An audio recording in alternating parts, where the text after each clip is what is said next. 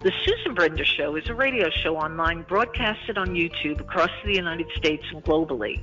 The show features guests who speak about health, spirituality, entertainment, and a host of subjects to enlighten people across the nation. Listen to the show that empowers women and men alike and highlights those who have made a difference. I'm Susan Brender, and this is the Susan Brender Show. We have a guest who's been on our show before. She said so many interesting things that I said I have to have her back, and her name is Jennifer Heistand. She is the owner of StillPoint Performance, a sports medicine performance company, and a trainer and a coach for the HeartMath Institute. She combines HeartMath techniques with cognitive behavioral therapy to assist athletes with improving their performance. I want to welcome back to my show Jennifer Heistand. Thank you so much, Susan. It's nice to be back. Well, you know something, Jennifer, last time we talked all about issues about athletes and how to deal with them when they're, suffering and their performance endurance is handling stress more effectively. But today, we're going to talk a little bit about body chemicals and what made you so fascinated with body chemicals. Oh, I'm glad you asked, Susan. Thank you. While working with my clients, the study of emotions and how best to move from a negative emotion to more of a positive one became a very important aspect to me in my work. Basically, I teach and let everyone know all chemicals are based in your body are cause and effect. Every emotion you have actually has a correlating chemical attached to it. So the 5 main chemicals I did want to talk to you and your audience about today is cortisol, oxytocin, endorphins, serotonin, and dopamine, all very important. Right. So now what chemical do you feel has the largest impact on someone? You wrote down, when I talked to you about it, cortisol. Tell our audience a little bit about the effects of cortisol. Okay, gladly. Cortisol is good, but it's mostly bad for your system. Everyone has cortisol that runs through their system when you first wake up in the morning, but very small doses. But it's the main thing that I always tell and stress to my clients and anyone is basically cortisol is known as the stress hormone. And it's just as it sounds, it is produced in times of stress. And depending on the amount of stress you are going through, your brain will determine the adequate amount in which to give you cortisol. The general effects of cortisol are fatigue, irritability, suppressed immune system, headaches, weight gain, low libido, and poor sleep. And one of the most important aspects of it, it actually stays in your system for up to 7 hours at any given time. Yeah. When it actually, I'll give you a great example. This will help explain, and maybe people will resonate with it. Say you and your spouse had an argument before going to sleep at night, okay? It was after dinner, and you try to fall asleep, and the anger is still just being produced, it's still in your chest. But you try to shake it off, let's just go to bed, forget about it. But you end up tossing and turning, and you even have a little bit of restless leg syndrome. And every time you toss and turn, your body wakes up a little bit. And believe it or not, you're hashing that same argument in your head because it had such a heightened emotion. It was the last thing you thought about before you fell asleep. So basically, you're releasing cortisol every single time you think about it. And for 7 hours while you sleep, it's there. And as you wake up, if you start thinking about it again, there's another drip of cortisol. So basically, you wake up in the morning, you're fatigued, you're tired, and you're still angry. And if it's the first thing you think of in the morning, that argument is the thing that keeps being produced over and over through your head throughout your day. So what ends up usually happening, that same argument gets done all over again. So there's definitely some ways to avoid that major stress of cortisol in your system. And before you tell that, I would love to tell that. Yeah. Oh, absolutely. I want you to. But first I have to ask you, we're in a crisis right now, which is called the pandemic.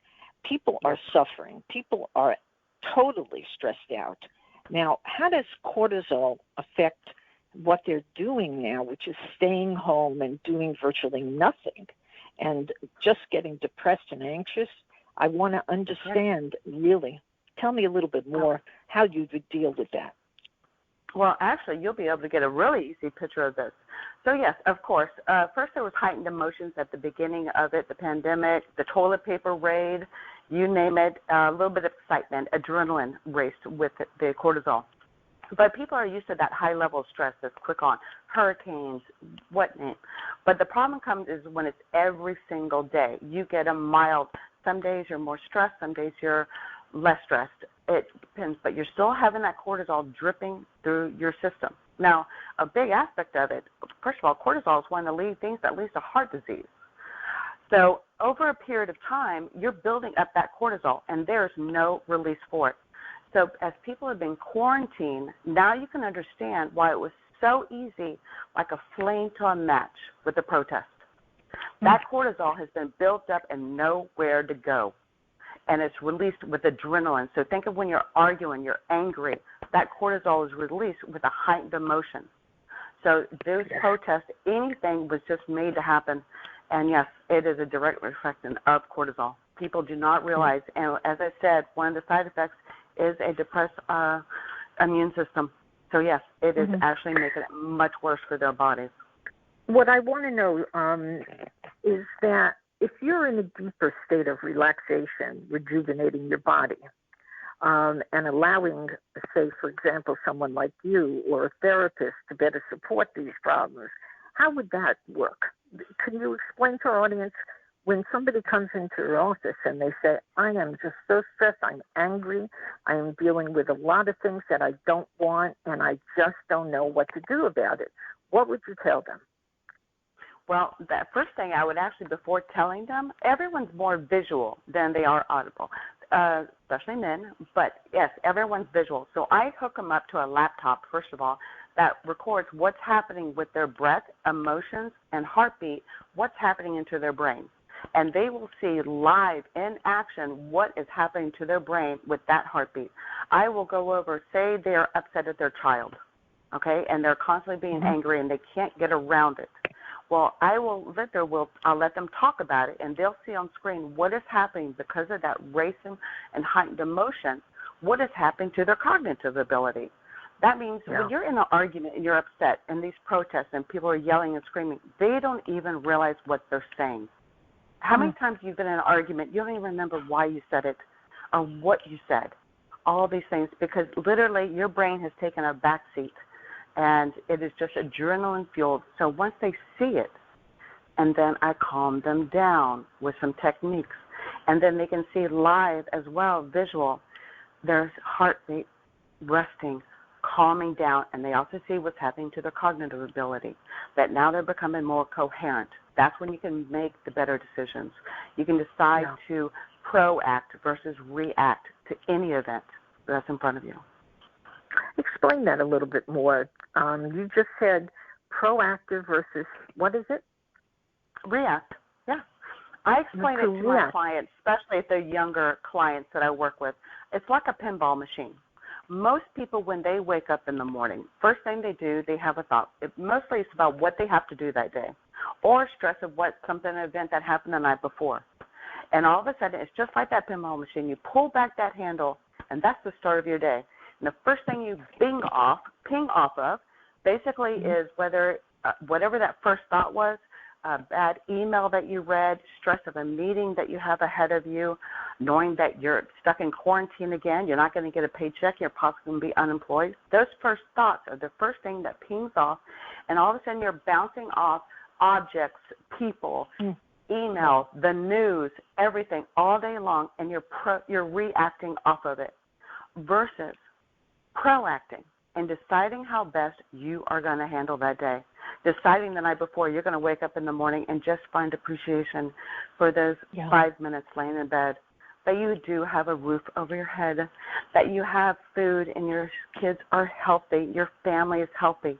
What's happening in the outside world has nothing to do with what's happening right there in your bed and knowing your family is safe. That is proacting. I hear you. Now, let me ask you something, Jennifer. Enhancing relaxation.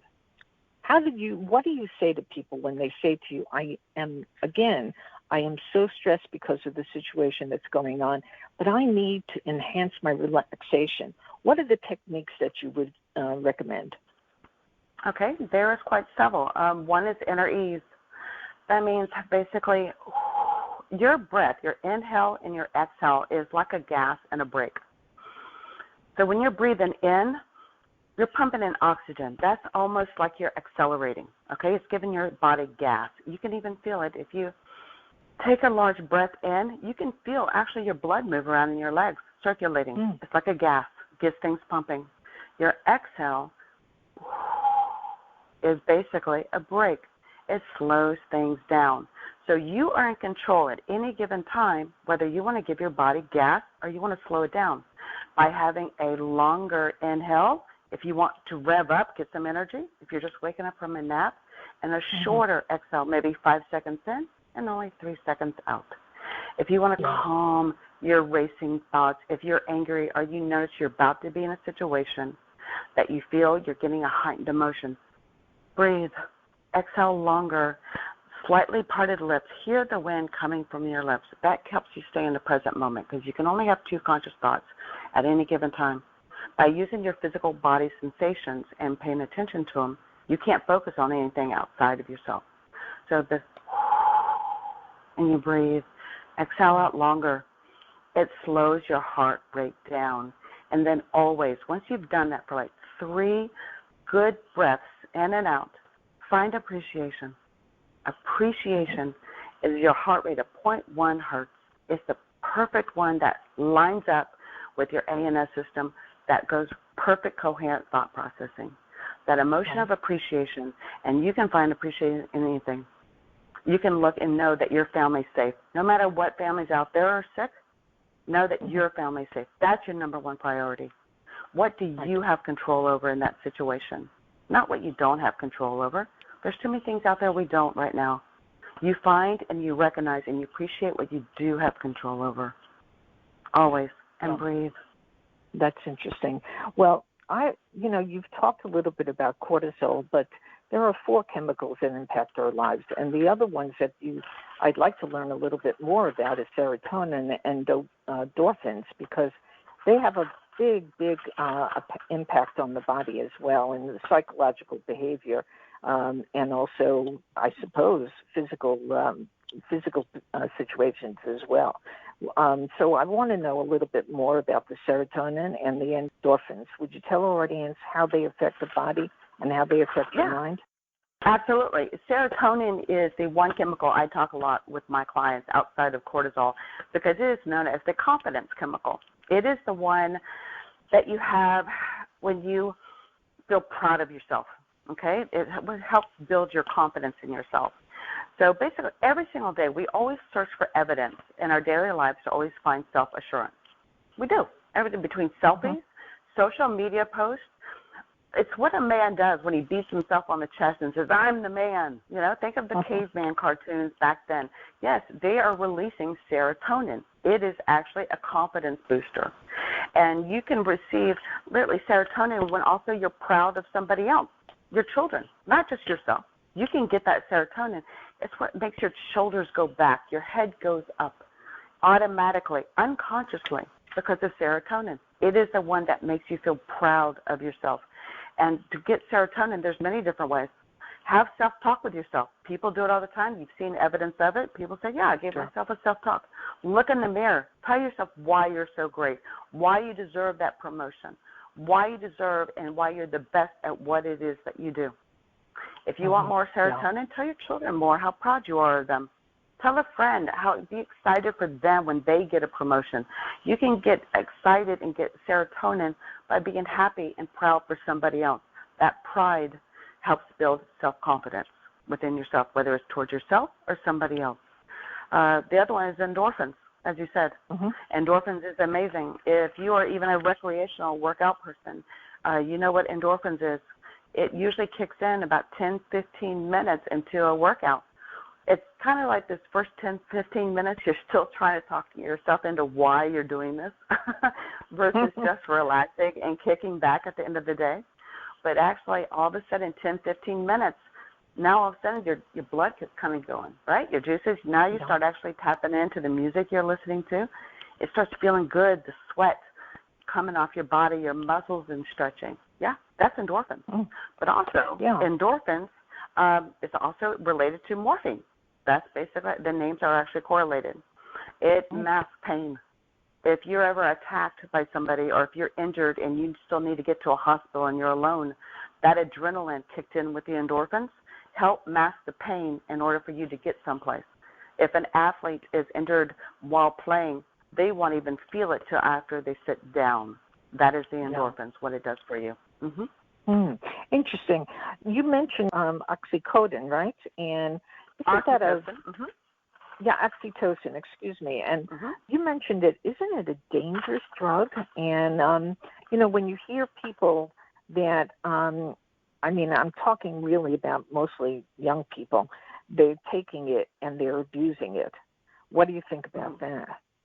No, they absolutely are. And yes, oxycodone, it's very similar to the chemical produced name-wise. It's actually oxytocin.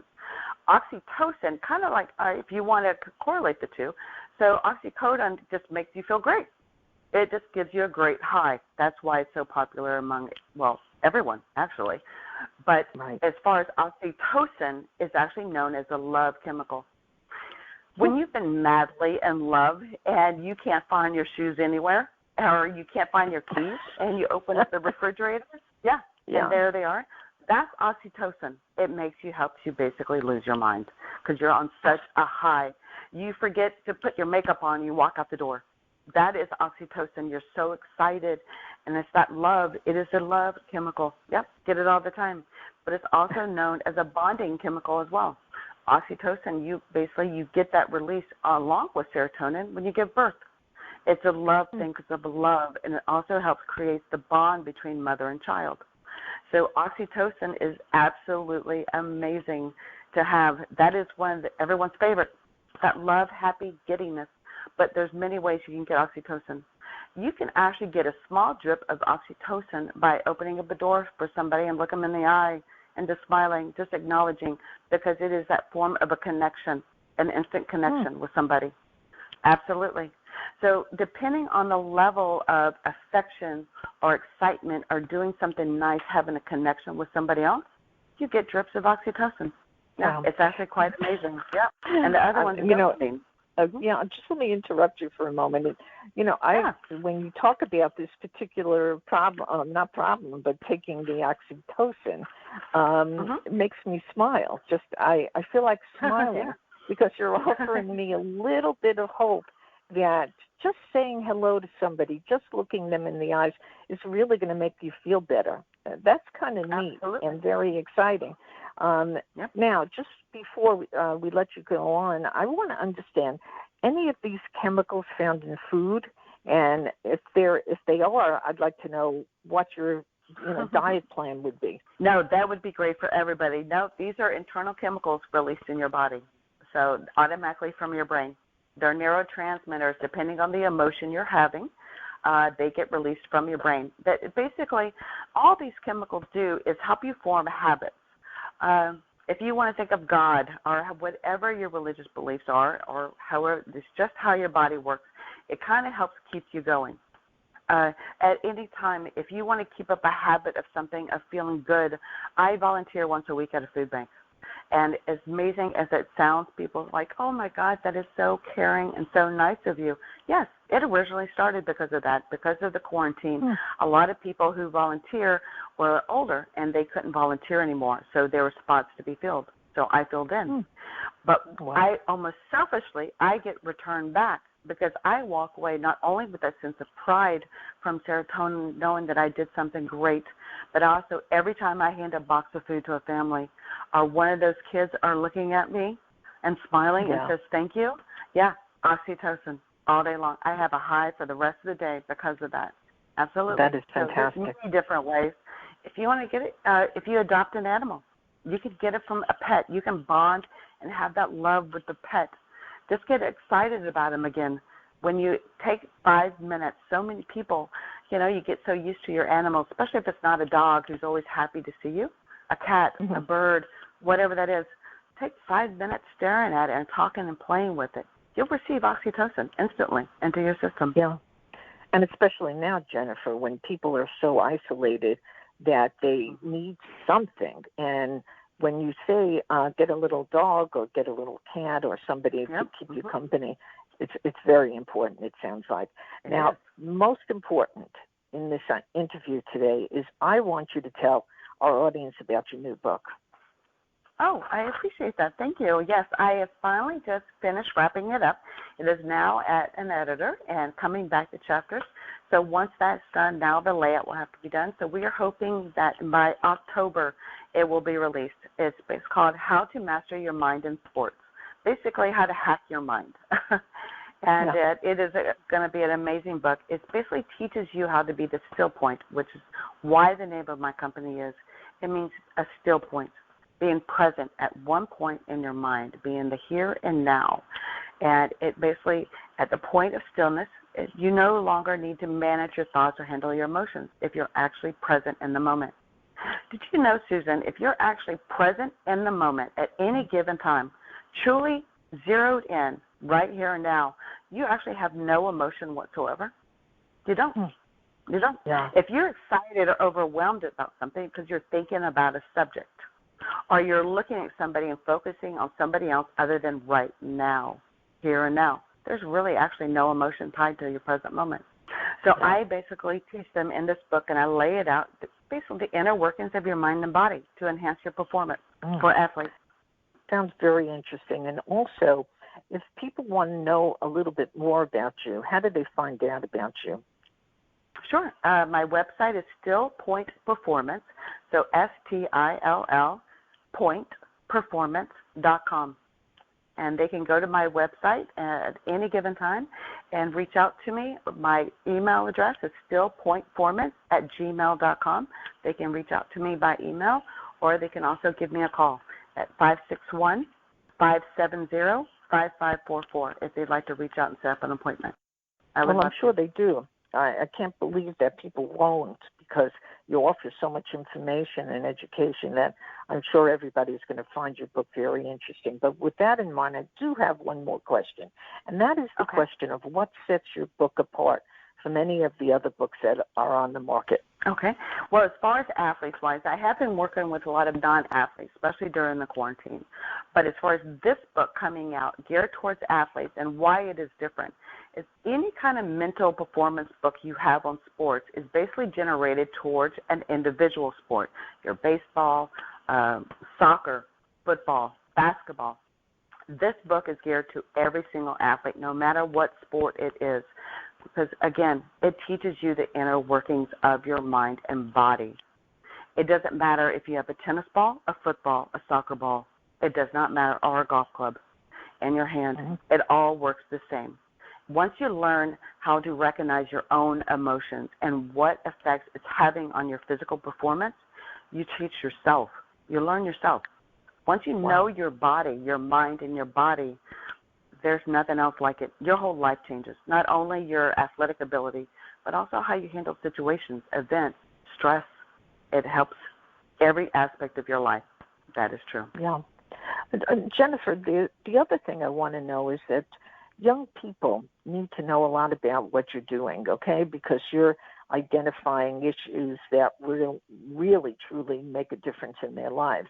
And have you worked with young people, and do they respond the same way that the other, say, millennials or baby boomers do? Absolutely, absolutely. Some of my favorite are junior elites that I work with. They are so impressionable at this age because if you are 15 years old, if we can, all of us remember back being 15 years old, the peer pressure, the drugs, the homework, the dating, the opposite sex, every aspect of your life is just so heightened and stressed. And they live every single day like that day's the rest of their life. It's hard for them to be able to see that one decision will not be the same 10 years from now. That's why young girls think the guy that they're dating in 10th grade is the one they're going to marry. Their brains don't work that way yet. They haven't matured yet. So by teaching them at a young age how they work, that's how they go on to be able to take college life so easily. Instead of dropping out or getting the freshman 15, because once they know how their mind and body is and how to handle stress and how to look at things from a different perspective and other people's perspective, their relationships not only with their parents, their teachers, their coaches changes dramatically. They basically mature in 3 years after working 6 months with me because they look at everything vastly different, and they take things much more in stride as if they would otherwise. Well, my guest today has been Jennifer Heistand, the owner of StillPoint Performance, a sports mental performance company.